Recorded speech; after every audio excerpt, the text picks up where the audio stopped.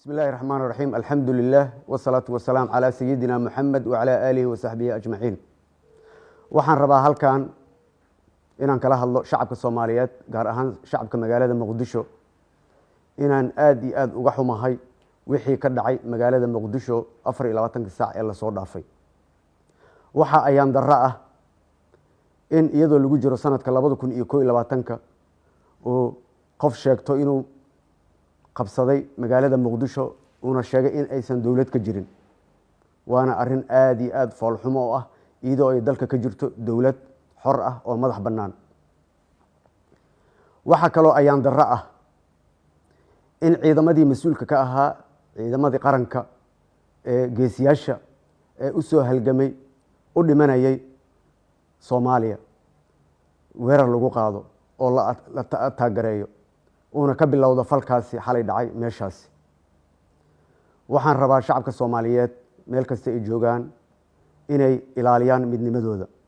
shacabka Muqdisho waxaan leeyahay waxa loo socdo waa hantidiinni, waa naftiinni, waa guryihiinni in lagu burburiyo. waxaan leeyahay waad ku mahadsantihiin dadaalka iyo garashada aad muujiseen inaadan raalli ka ahayn inaad taageertaan wax kasta oo lagu carqaladeynayo midnimadiinna, maalkiinna, naftiinna iyo xoolihiinna.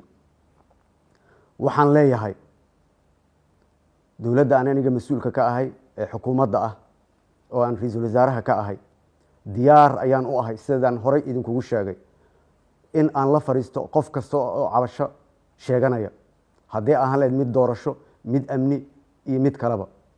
waxaan leeyahay qof kasta Soomaali ah xaq ayuu oo dastuuri ah ayuu u leeyahay inuu mudaaharaado, laakiin waa inuu mudaaharaadkaasi noqdaa mudaaharaad nabadeed oo ay ilaalinayaan ciidamada Jamhuuriyadda Federaalka Soomaaliya.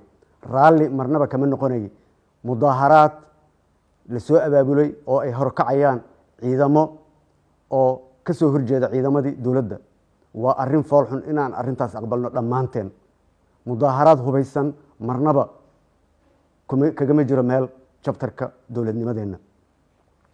waxaan leeyahay walaalaha cabashada tabanayow hadday tahay doorasho waqtigeedii waa diyaar.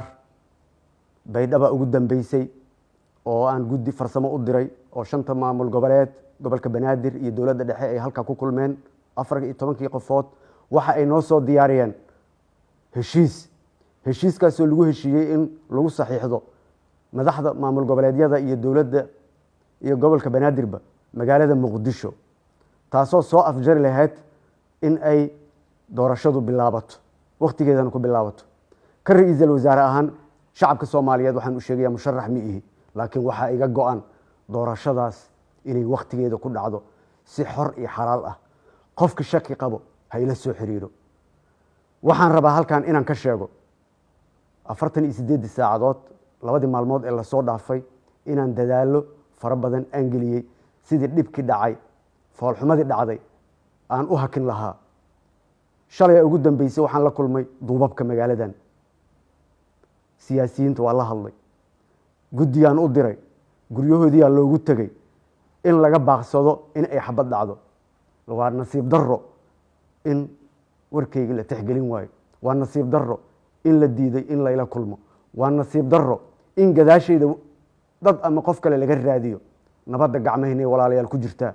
waxaan aniga idin qaban waayna cid idinma qabanayso. diyaar ayaan u ahay inaan idinla hadlo, inaan idinla fadhiisto, cabashadiinana aan xalliyo. walaalayaal soo dhowaada. shacabka Soomaaliyeed, shacabka Muqdisho, ogaada waxa lagu gorgortamayo waa maskaxdiina, waa madaxiina, waa caqligiina, waa ciidankiina, waa awoodiina, waa hantidiina. marnaba ha yeelina inay magaaladani naga dudunto.